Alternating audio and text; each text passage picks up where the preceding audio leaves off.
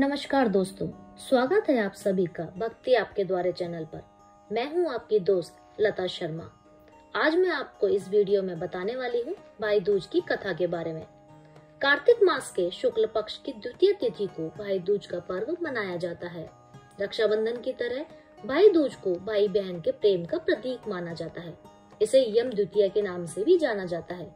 भैया दूज का पर्व दिवाली के 2 दिन बाद मनाया जाता है।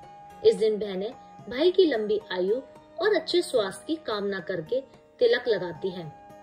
इस दिन बहनें भाई की सलामती के लिए गणेश की पूजा करने के पश्चात भाई को तिलक टीका करती हैं।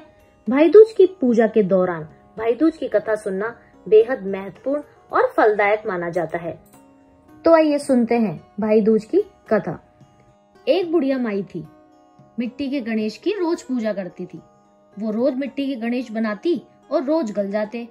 वहां पर एक सेठ का मकान बन रहा था, तो उसने सोचा क्यों ना सेठ का मकान बन रहा है, मैं वहां पे जाकर पत्थर के गणेश जी बनवा लूं। तो वो मिस्त्री से जाकर के बोली, मिस्त्री जी आप मेरा एक पत्थर का गणेश बना दो। तो मिस्त्री बोले, जितने हम तेरा पत्थर का गणेश गढ़ेंगे उतने में हम दीवार ना चिन देंगे। बुढ़िया बोली, भगवान करे तुम्हारी दीवार टेढ़ी हो जाए। अब उनकी दीवार वो बनाते और टेढ़ी हो जाती, फिर वो चिनते, टेढ़ी हो जाती, उससे फिर वो गिरा देते, फिर चिनते, फिर वो ढा देते। इस तरह करते करते शाम हो गई। शाम को जब सेठ जी आए तो उन्होंने कहा आज कुछ भी काम नहीं किया। तो वो कहने लगे, एक हमारे यहाँ पर बुढ़िया आई थी, वो कह रही थी मेरे पत्थर का गणेश गढ़ दो। हमने नहीं गढ़ा तो उसने कहा तुम्हारी दीवार टेढ़ी हो जाए। तब से दीवार सीधी बन ही नहीं रही, बनाते हैं और ढा देते हैं। सेठ ने बोला कि जाओ उस बुढ़िया को बुलवाओ। सेठ ने कहा हम तेरा सोने का गणेश गढ़ देंगे, लेकिन हमारी दीवार सीधी कर दे।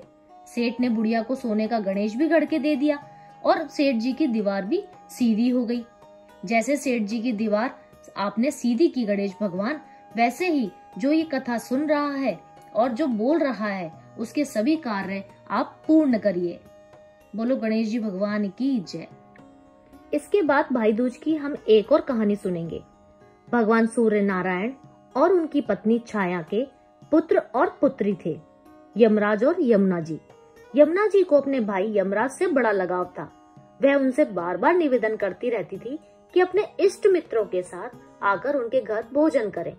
काम की व्यवस्था के चलते यमराज जी बहन की बात टालते रहते। कार्तिक शुक्ल पक्ष का दिन था। यमुना जी अपने भाई को भोजन के लिए अपने घर आने के लिए आमंत्रित कर वचनबद्ध कर दिया।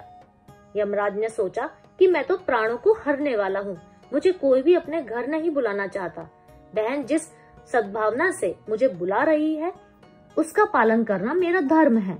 बहन के घर आते समय यमराज ने नरक निवास करने वाले जीवों को मुक्त कर दिया।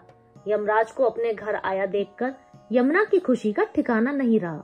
उसने स्नान कर पूजा करके व्यंजन परोसकर भोजन कराया। यमुना द्वारा किए गए आतिथ्य से यमराज ने प्रसन्न होकर बहन को वर मांगने का आदेश दिया। यमुना ने कहा कि भद्र, आप हर साल इसी दिन मेरे घर आया करें। मेरी तरह जो बहन इस दिन अपने भाई को आदर सत्कार करके टीका करेगी उसे तुम्हारा भय नहीं रहे। यमराज ने तथास्तु कहकर यमुना को अमूल्य वस्त्राभूषण देकर यमलोक के लिए प्रस्थान कर दिया। इसी दिन से भाई दूज के पर्व की परंपरा का आगाज हुआ। ऐसी मान्यता है कि जो भाई अपनी बहन का आतिथ्य स्वीकार करते हैं उन्हें यमराज का भय नहीं रहता। इसलिए भैया दूज के दिन यमराज तथा यमुना जी की पूजा की जाती है। तो आज के लिए बस इतना ही। अगले वीडियो में मैं आपसे फिर मिलूंगी। जब तक के लिए राधे राधे।